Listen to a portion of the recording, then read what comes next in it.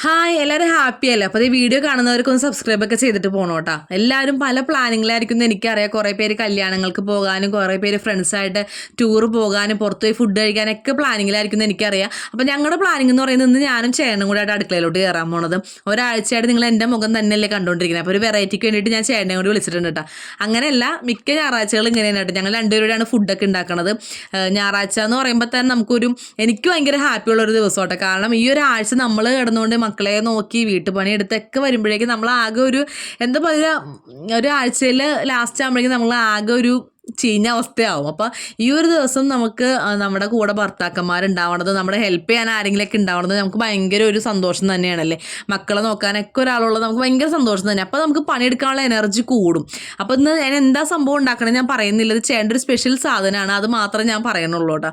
അപ്പം ചേട്ടൻ ഉണ്ടാക്കുമ്പോൾ ഒരു പ്രത്യേക ടേസ്റ്റും കൂടിയാണ് കേട്ടോ. അല്ലെങ്കിലും ചിലപ്പോൾ എനിക്ക് തോന്നുന്നു ഇനി ഒരാഴ്ച നമ്മൾ ഉണ്ടാക്കുന്ന ഫുഡ് നമ്മൾ തന്നെ കഴിച്ചിട്ട് വായിക്കേണ്ട ടേസ്റ്റൊക്കെ പോകില്ല. അപ്പോൾ ചിലപ്പോൾ വേറൊരാൾ ഉണ്ടാക്കി തരുമ്പോൾ അതിൻ്റെ ടേസ്റ്റ് കൂടും. അപ്പോൾ അതൊക്കെ ആയിരിക്കും ടേസ്റ്റിൻ്റെ പ്രത്യേകത എന്ന് എനിക്ക് തോന്നുന്നു.